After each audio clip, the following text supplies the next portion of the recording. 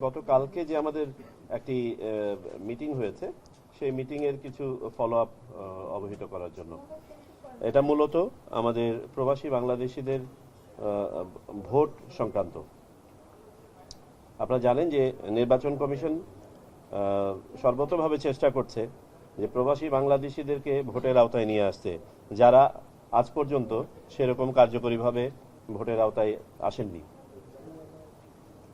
আপনাদের এটাও খেয়াল থাকার কথা যে গত 16 ডিসেম্বর মাননীয় প্রধান উপদেষ্টা জাতির উদ্দেশ্যে দেয়া ভাষণে প্রবাসী বাংলাদেশিদের ভোটের ব্যাপারে সুনির্দিষ্টভাবে কিছু বক্তব্য তুলে ধরেছেন। তার মধ্যে যেমন ছিল, উনি বলেছেন যে এবারে আমরা প্রবাসী বাংলাদেশিদের ভোট নিশ্চিত করতে চাই, এবার আশ্বাস নয় আমরা বাস্তবায়ন করতে চাই, এবং তিনি এটাও বলেছেন যে আমাদেরকে একটি নির্ভরযোগ্য ব্যবস্থা উদ্ভাবন করতে হবে। এই আলোকে কমিশন সংশ্লিষ্ট কমিটিকে দায়িত্ব প্রদান করে যে এটা নিয়ে গবেষণা করে একটা সুনির্দিষ্ট প্রস্তাব কমিশনের সামনে দিতে। কমিটি প্রচলিত আইন এবং নিয়ম গবেষণা করার পাশাপাশি আমাদের বিদেশে অবস্থিত বিভিন্ন দূতাবাস, 34টি দেশে অবস্থিত 44টি মিশন অফিস থেকে ফিডব্যাক সংগ্রহ করে। আমি সেগুলো নিয়ে বিস্তারিত পরে বলছি। বাংলাদেশ ডাক বিভাগের সাথে আলোচনা করা হয়, বিভিন্ন বিশেষজ্ঞ এবং সংশ্লিষ্ট প্রতিষ্ঠানের সাথে আলোচনা করা হয় এবং তাদের কাছ থেকে প্রেজেন্টেশন নেওয়া হয়, দেশি বিদেশি। এবং সর্বোপরি নির্বাচন ব্যবস্থা সংস্কার কমিশন যে সুপারিশ দিয়েছেন সেই সুপারিশটিও স্টাডি করা হয়। আমরা প্রচলিত নিয়মে দেখতে পেয়েছি যে 4 ধরনের ভোটার শুধুমাত্র পোস্টাল ব্যালটের মাধ্যমে ভোট দিতে পারেন। এই 4 ধরনের ভোটারের মধ্যে প্রবাসী ভোটার হচ্ছে একটি। আমরা 34টি দেশের 44টি মিশন অফিস থেকে ফিডব্যাকে মূলত 3টি জিনিস জানতে চেয়েছিলাম। ওই সকল এলাকায় প্রবাসী বাংলাদেশিদের সংখ্যা, ওই সমস্ত দেশে বা এলাকায় অপরাপর দেশ তাদের প্রবাসী নাগরিকদের জন্য কি ধরনের ভোট ব্যবস্থাপনা আয়োজন করে থাকেন, এবং সংশ্লিষ্ট মিশন অফিসের সুপারিশ বাংলাদেশি ভোটারদের ভোট প্রদানের ব্যাপারে। আমরা এখানে বিভিন্ন ধরনের সুপারিশ পেয়েছি। তার মধ্যে কেউ কেউ সশরীরে ভোটের ব্যাপারে মত দিয়েছেন, কেউ কেউ অনলাইন ভোটের ব্যাপারে মত দিয়েছেন, কেউ কেউ হাইব্রিড কোনো একটা সিস্টেমের কথা বলেছেন। পোস্টাল ব্যালটের ব্যাপারে কেউ কেউ বলেছেন, বাবার এটা বলেছেন যে পোস্টাল ব্যালট বর্তমানে কার্যকরী নয়। সেটা আমি পরে বলছি কেন এটা কার্যকরী নয়। পোস্টাল ব্যালট করতে হলে এখানে একটা হাইব্রিড ম্যানেজমেন্ট করতে হবে। আমরা বাংলাদেশ ডাক বিভাগের সাথে আলোচনা করে বোঝার চেষ্টা করেছি যে আমাদের পোস্টাল টাইমিংটা কিরকম প্রয়োজন হবে। আমাদের ফাইন্ডিং হচ্ছে, এই কমিটির ফাইন্ডিং হচ্ছে, বর্তমান যে পোস্টাল ব্যালট সিস্টেমটা আছে প্রবাসী বাংলাদেশি ভোটারদের জন্য, এটি একটি অচল সিস্টেম। যে কারণে আমরা গত দ্বাদশ জাতীয় সংসদ নির্বাচনেও দেখেছি একটি ভোটও এখানে কাস্ট হয় নাই বিদেশ থেকে। বাংলাদেশের ভিতর থেকে মাত্র 433টা পোস্টাল ব্যালট কাস্ট হয়েছে। আর বাংলাদেশের ভিতরেও আমরা যেটা বলেছি যে 4 ধরনের ভোটার এতে ভোট দিতে পারেন। দেশের ভিতরে আপনার সরকারি কর্মকর্তা কর্মচারীরা, ভোট আয়োজন এবং অনুষ্ঠানের সাথে যারা সম্পৃক্ত থাকেন তারা, এবং আইনি হেফাজতে থাকা ব্যক্তি, তারাও পোস্টাল ব্যালটে ভোট দিতে পারেন। তো আমরা মাত্র 433টি ভোট দেখেছি গত জাতীয় সংসদ নির্বাচনে, যেটা পোস্টাল ব্যালটের মাধ্যমে কাস্ট করা হয়েছে। আর প্রবাসী বাংলাদেশিরা কেউই ভোট দিতে পারেন নাই। আমরা দেখেছি এটা একটা অচল পদ্ধতি এই জন্য যে সময়ে গিয়ে আপনার প্রতীক বরাদ্দ হওয়ার পরে ব্যালট পেপার ছাপানো হয়, তখন থেকে ভোট গ্রহণের জন্য বাকি থাকে মাত্র 10-12 দিন, বড় জোর 15 দিন। কিন্তু পোস্টাল ব্যালটে যদি বিদেশ থেকে ভোট দিতে হয়, আমরা হিসাব করে দেখেছি সর্বনিম্ন 24 দিন থেকে প্রায় 35 দিন 40 দিন পর্যন্ত লাগে। তো এখানেই বোঝা যাচ্ছে যে এটা কোনো কার্যকরী পদ্ধতি নয়, যে কারণে এটা চলবে না এবং এটার একটা বিকল্প আমাদের খুঁজে বের করতে হবে। কমিটি মূলত সেই কাজটি করেছে। কমিটি 3টি পদ্ধতি সুপারিশ করেছে। একটি হচ্ছে সময়ের মধ্যে সম্পাদনযোগ্য একটি পোস্টাল ব্যালট সিস্টেম। 2, একটি online system. By the way, আমরা বিভিন্ন দেশে খোঁজখবর নিয়ে দেখেছি অনলাইন সিস্টেমটা এখনো পর্যন্ত জনপ্রিয় হয়ে ওঠে নাই বা ব্যাপক আকারে প্রসার লাভ করে নাই। তদুপরি আমরা 4টি দেশে কিছু কিছু অনলাইন সিস্টেম আমরা দেখতে পেয়েছি, যেমন যুক্তরাষ্ট্র, ফিলিপিন্স, এস্তোনিয়া এবং মেক্সিকো। আর পাশাপাশি আমাদের উপমহাদেশে ভারত পাকিস্তান সহ কয়েকটি দেশ পাইলট পর্যায়ে আছে গত কয়েক বছর ধরে এই অনলাইন সিস্টেম নিয়ে।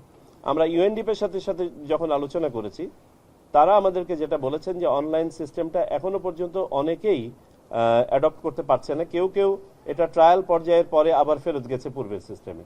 সুতরাং অনলাইন সিস্টেমটার মধ্যে আপনার বেশ কিছু ট্রায়ালের ব্যাপার আছে, পাইলটিং এর ব্যাপার আছে, সময় সাপেক্ষ একটি বিষয়। তো আমি যেটা বলছিলাম যে কমিটি 3টি পদ্ধতি সাজেস্ট করেছে।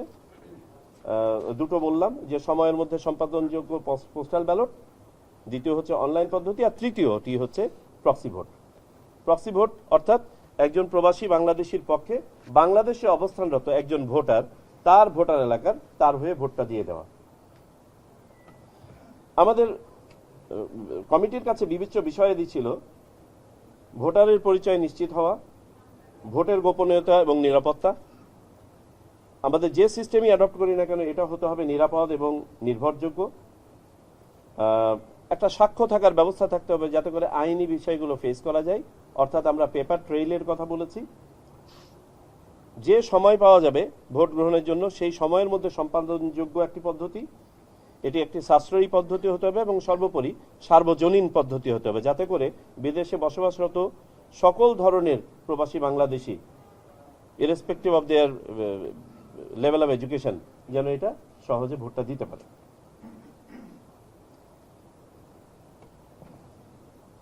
আমরা কমিটি যেটা সাজেস্ট করেছে যে এই 3টি পদ্ধতির মধ্যে প্রথম দুটি পদ্ধতি অর্থাৎ সময়ের মধ্যে সম্পাদনযোগ্য পোস্টাল ব্যালট পদ্ধতি এবং অনলাইন পদ্ধতিটি তারা ট্রায়ালের জন্য সাজেস্ট করেছে এবং এটাকে ডেভেলপ করে যাতে করে টেস্ট করে দেখা যায় যে কোনটি বেশি গ্রহণযোগ্য এবং কিভাবে এটা বাস্তবায়ন করা যায়।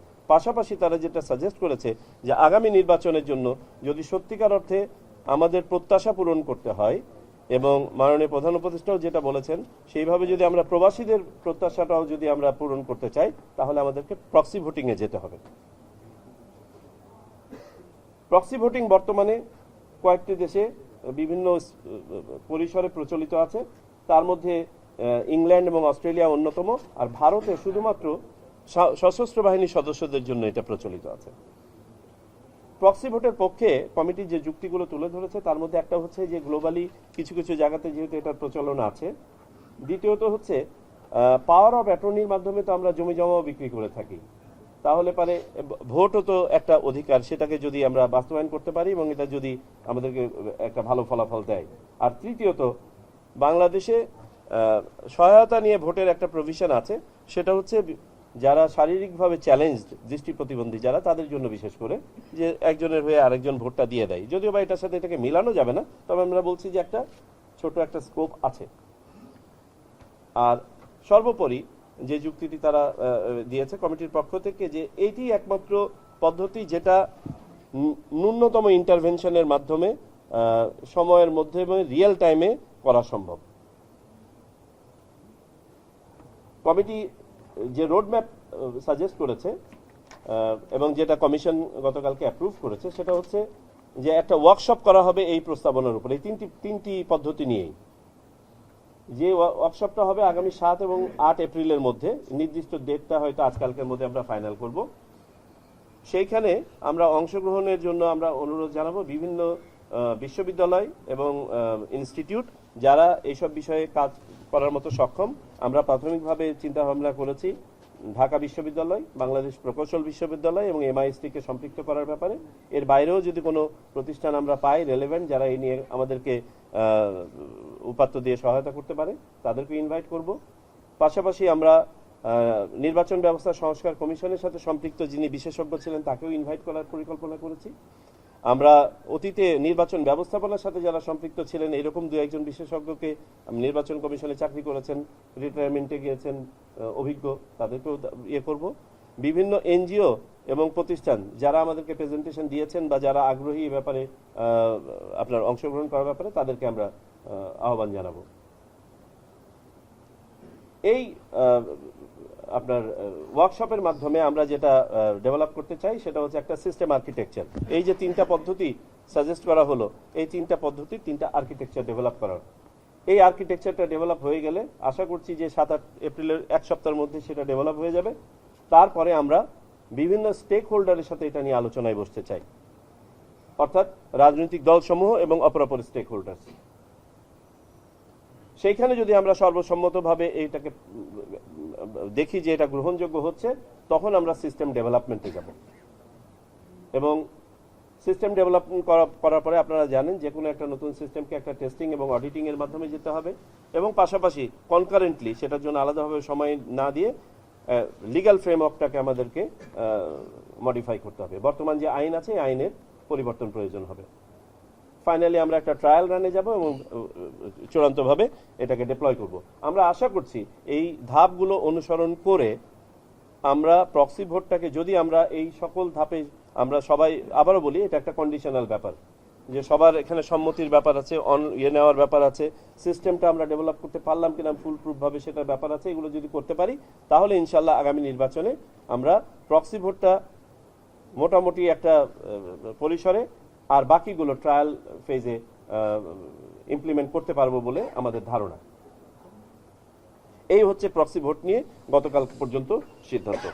Thank you. যদি কারো কোনো প্রশ্ন থাকে।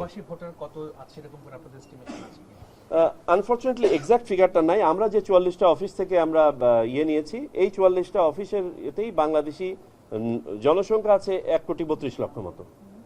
তা আমরা যদি এটা ধরে নিই 70 বা 80 ভাগ যদি ভোটার হয়, তাও তো ক্লোজ টু 1 কোটি।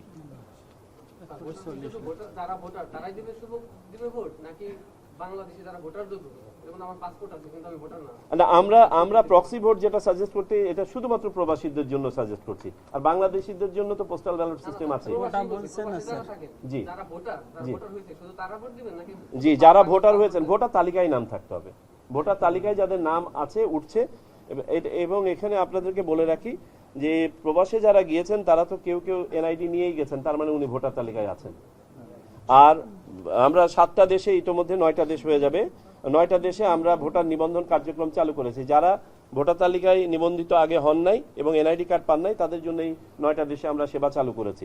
অদূর ভবিষ্যতে আমরা এই সেবাটা 40টা দেশে সম্প্রসারণ করব। সুতরাং যারা অতীতে নিবন্ধন করেন নাই বা এখনো নিবন্ধিত হতে পারেন নাই, এদের কতটুকু আপনার আগামী নির্বাচনের আগে শেষ করতে পারবো আমরা ঠিক জানি না। তবে আমরা যেসব দেশে ডিপ্লয় করেছি এগুলোতে তো একটা উল্লেখযোগ্য সংখ্যক আসবে। বাট আমাদের যেহেতু প্রবাসী বাংলাদেশের সংখ্যা অনেক, এবং আমরা ধারণা করি যে একটা সংখ্যা তো যারা অনেক আগে বাংলাদেশ থেকে গিয়েছেন, এখনো পর্যন্ত ভোটার তালিকায় অন্তর্ভুক্ত হন নাই, এনআইডি নেন নাই, তাদের জন্য হয়তো আমাদের আরো কিছু সময় দিতে হবে। এই পুরো প্রক্রিয়াটা শেষ করতে আনুমানিক কতদিন সময় লাগবে? আর দ্বিতীয়ত হচ্ছে এটার সামনে চ্যালেঞ্জ কি মনে করছেন? আচ্ছা, প্রথমত হচ্ছে আপনাদেরকে তো শুরুতেই আমি বলেছি চ্যালেঞ্জগুলো কি। একটা চ্যালেঞ্জ হচ্ছে আমাদের অনলাইন কোনো সিস্টেম, গ্লোবালি ইউনিভার্সালি অ্যাকসেপ্টেড কোনো সিস্টেম আমাদের হাতে নাই। এরকম যদি থাকতো তাহলে তো আমরা রেডিলি, আমরা বলি না you don't reinvent the wheel, আমাদের কাছে যদি একটা হুইল থাকতো আমরা তো ওইটাই লাগিয়ে দিতাম। তো আমাদের জন্য একটা নতুন একটা সিস্টেম আমাদেরকে ডিভাইস করতে হচ্ছে। তো আশা করি এটাতে আমরা সাকসেসফুল হব। আমাদের নির্বাচন সংস্কার কমিশনও কিন্তু একটা পদ্ধতি সাজেস্ট করেছেন। তো আশা করি আমরা একটা কার্যোপযোগী পদ্ধতি করতে পারবো। এটা একটা চ্যালেঞ্জ বটে। আর আপনি যেটা বললেন যে কতদিন সময় লাগতে পারে, it will depend on what kind of platform আমরা we are trying to develop. এটা বিশেষজ্ঞরাই বলতে পারবেন কত সময় লাগবে। তবে আশা করি আমরা আপনাদেরকে লেটেস্ট বাই 15 এপ্রিল বলতে পারবো কতদিন লাগবে। বিকজ 7-8 তারিখে আমাদের ওয়ার্কশপটা হয়ে গেলে, আমরা আর্কিটেকচারটা ডেভেলপ করলে, তখন যারা আর্কিটেকচারগুলো আমাদেরকে প্রেজেন্ট করবেন, আমরা নিজেরাও একটা আর্কিটেকচার ওয়ার্কআউট করেছি ইলেকশন কমিশনের নিজস্ব জনবল দিয়ে। তো সেটা আর এখানে আমি অবতারণা না করি, যেহেতু এটা ওয়ার্কশপের মাধ্যমে যাব আমরা, সেখানে হয়তো এটাও প্রেজেন্ট করতে বলবো, তখন আমরা হয়তো বলতে পারবো যে কতদিন সময় লাগবে। স্যার, এইখানে একটা বিষয় আছে, একবার পরিচালন ছিল যে তত্ত্বাবধায়ক পদ্ধতি যখন ছিল তখন একটা গুরুত্বপূর্ণ দলের শীর্ষ ব্যক্তির পক্ষ থেকে একটা প্রশ্ন করা হয়েছিল যে শিশু এবং প্রতিবন্ধী ছাড়া কেউ নিরপেক্ষ না, প্রবাসী যিনি অথরাইজ করবেন আর কি, নিজের ভোটটাও গোপনীয়তা রক্ষা করতে পারেন না ওই ব্যক্তি, নানা সমস্যা। এই বিষয়ে আপনাদের কোনো চিন্তা আছে কিনা, গোপনীয়তাটা কিভাবে রক্ষা করা? হ্যাঁ, এই একটা জায়গা নিয়ে আমরা ব্যাপক আলোচনা করেছি যে আপনাকে কাউকে না কাউকে, একজন ব্যক্তিকে তো আস্থায় নিতে হচ্ছে। এবং এখানে আমরা এই বিষয়টাই ডিবেট করেছি যে ধরেন আমি একজন প্রবাসী, আমার ভাইকে বা বন্ধুকে বললাম আমার হয়ে ভোটটা দিয়ে দিতে, আমি বললাম যে আমি অমুক প্রতীকে ভোটটা দিতে চাই, স্যার এটা এবং সে ভোটটা দিতে গিয়ে সেটাতে দিল না, এই এতটুকু রিস্ক থেকেই যায়। এই জন্য ইন্ডিভিজুয়াল ভোটার যখন তার প্রক্সি নির্বাচন করবেন, তাকে একজন আস্থার ব্যক্তিকেই নির্বাচন করতে হবে। এতটুক ইম্পিউরিটি নিয়েই আমরা এই এই পদ্ধতিটা কিন্তু সাজেস্ট করছি। পরিচিত জন আছে। পরিচিত জন্য এটা কোনো সমস্যা নেই। একটা একজন একজন করে শুনি। জি সরাসরি ভোট। জি আমরা যে দুটি দেশকে দেখতে পাচ্ছি, ইংল্যান্ড এবং অস্ট্রেলিয়া, ওরা গণতান্ত্রিকভাবে তাদের মন মানসিকতা শিক্ষা আমাদের চেয়ে অনেক এগিয়ে। হুম। তো এইটা আমার মনে হয় দেশের প্রশ্ন হতে পারে। দেখুন, আমরা আমাদের কতগুলো বিষয় তো আছে। একটা হচ্ছে যে আমাদের আস্থার ঘাটতি, বিশ্বাসের অভাব, আর পাশাপাশি আপনি যে কথাটা বললেন একজন ব্যক্তি আরেকজন, অন্ততপক্ষে ন্যূনতম আমরা এতটুকু জায়গাতে আস্থা রাখতে হবে যে একজন ব্যক্তি অন্ততপক্ষে তার পরিচিত একজনের উপরে তো আস্থা রাখতে পারবে, আর তাও যদি না হয় তাহলে আমরা কোথায় গিয়ে দাঁড়াবো? আমরা এই পর্যন্ত যেটা প্রপোজ করছি যে এটা ব্যক্তির চয়েস। আমরা প্রথমে ভেবেছিলাম নিকটাত্মীয় দিব, তো নিকটাত্মীয় দেখা যাবে তখন আমাদের অপশনটা লিমিটেড হয়ে যাবে। নিকটাত্মীয় ডেফিনেশন আমরা তৈরি করেছিলাম, পরে আমরা সেখান থেকে সরে এসে প্রস্তাব করতে চাচ্ছি উনি নির্বাচন করুক, উনি কাকে দিবেন, সেটা আত্মীয় না বন্ধু না পরিচিত জন, উনি নির্বাচন করুক। যাই হোক, এগুলো সবই কিন্তু আপনার কন্ডিশনাল, প্রোভাইডেড আমরা এই সিস্টেমটা অ্যাডপ্ট করি, একসেপ্ট করে আমাদের স্টেক হোল্ডাররা অনলি দেন। এগুলো হচ্ছে আমি বলবো যে আরো পরের প্রশ্ন। না, থ্যাংক ইউ। তো thank you very much. G.